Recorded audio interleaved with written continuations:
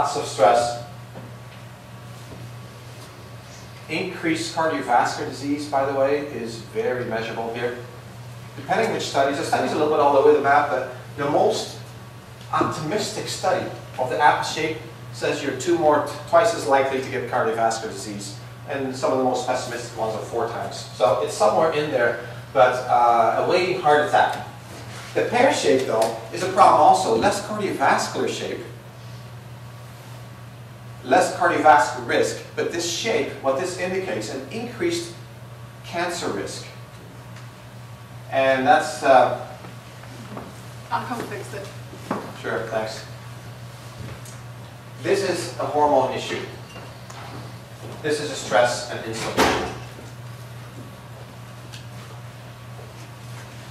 So, reducing environmental exposure to toxins and implementing, forget about that one. Heavy metals. Here they are: mercury, lead, aluminum, arsenic, cadmium, and nickel. These are the ones that I test for. When we do urine analysis, and that's a long story, you can measure heavy metals through hair, saliva, urine, and blood. Blood is best for new exposure. Hair is good for some heavy metals, but not all. Saliva is totally not worthy of our time. Urine seems to be the gold standard. It's been in use since 1938, and that's why we do use it here. There's different ways of doing it. We try to give a patient a chelating agent. If I suspect it's hidden in fat cells, it'll come out in the urine and I can measure it. Patients that I suspect they have so much it's going to show up in urine anyway, I just run the test. Inexpensive, very accurate. We check for 11 heavy metals. Back to dental health. What do we do about this? Restore oral health. This is the slide that I find very interesting for you. The dirtiest ones. If you're going to spend any money on organic, this is where you spend it. Peach, apple, bell pepper, celery, nectarines, strawberries, cherries, kale, lettuce, grapes, carrots, and pears. Okay? www.ewg.org, that's where I got it from. The clean ones, so I wouldn't even bother paying extra money, is onion. You can buy regular onions, they're clean. Yeah? Avocado, sweet corn, pineapple, mango, asparagus, sweet peas, kiwi, cabbage, eggplants, papaya, watermelon, broccoli, tomatoes, and sweet potatoes. Pretty big list.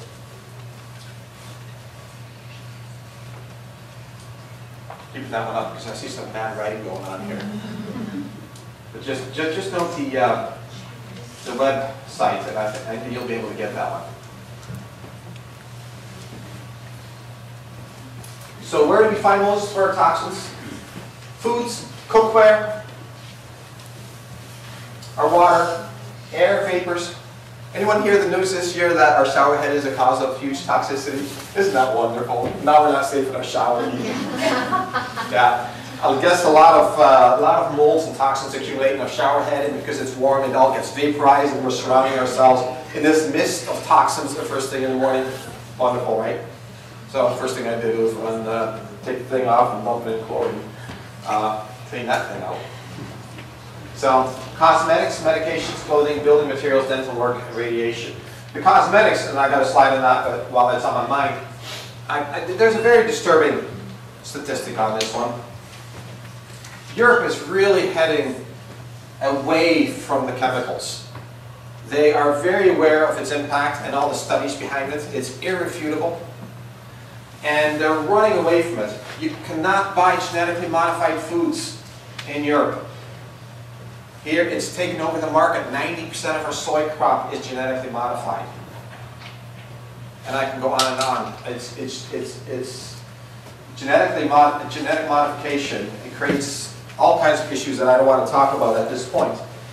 But cosmetics is a really important point. If they have just banned 10,000 chemicals from use in cosmetics in Europe. They tried to pass the same ones here. No go. And I checked on the list of who opposed it, and it was all of our big name ones. You name it, they were in the lobby group to oppose this measure to ban the 10,000 chemicals that we know are carcinogenic in our cosmetics. Isn't that sad? So, you can do something simple if you want to be sure. So just look at the label, and if it says made in Germany or Switzerland or the Netherlands, France, you don't have any of those banned, any of those chemicals in there. Probably a lot more expensive, but it's on your skin. It penetrates into your body. Medications is a huge one.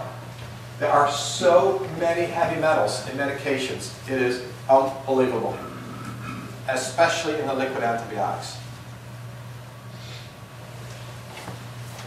Dioxin is a real problem. It's been banned for a long time, but it is still used on the sneak all over the world, all the time. Okay, it's also found just incidentally, it's a breakdown product of chlorine, so it gets produced by accident, it gets released into the air, and it gets deposited primarily in liver and adipose tissue. Was exposed to dioxin. Remember there was an attempt on his life? Do you remember that fella? He was running for in one of the East Bloc nations as far as a president, and they wanted to take him out of commission, and this is 1 month after exposure. He looks worse today. That's dioxin. It ages you prematurely. So minimize chlorine exposure. Filter your water. Only eat clean fats. The fats in steak, the white stuff that runs through steak, often loaded with dioxin. The good fats are safe. Here's the cosmetic ones. The basic thing you want to avoid with cosmetics is avoid glandulars, stay free of any colors, chemical preservatives, talc, organic chlorines, look at the packaging, and check on the processing methods. Household cleaning and building. You know, this is a huge topic, but look for the green products. Meyer does a great job of selling some green household products that actually, these cleaning products actually work. I really like them. I've checked them out. There's also one of our local companies, Amway, makes some very safe products. I really urge you to look at your cleaning products and change them. Avoid toxic carpet, paint, furniture. Get things ventilated. Avoid gardening insecticides and pesticides. Stone or non-laminated wood flooring, natural household cleaning supplies, electrical system and appliances. You know, the whole insecticide, pesticide, I find very disturbing, especially if there's kids around. They are so prone to these neurotoxins. It is amazing how it can affect them and how it can affect pregnancies also. We have patients who, we do a lot of work with infertility, and we have a protocol that works amazingly well with patients who've been through the whole infertility protocols, and I'm always so thrilled when we get another one. Yes, I'm pregnant, and here we go again. And we do everything. I teach them, no, do not expose yourself to this or this, because these are high-risk pregnancies. A devastated mom came in. She was 12 weeks pregnant, and she walked into the bathroom. She smelled something funny.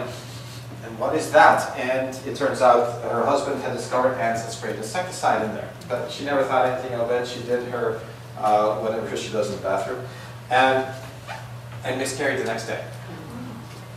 And we can think of nothing more that is what triggered it. It's just an awful deal. And it was at the 12th week. It may have happened anyways. We don't know that, but it makes you think. And I know how toxic some of these products are. This is a big one. It is well published, but the chemicals in dry cleaning slows down metabolism. It affects you in a great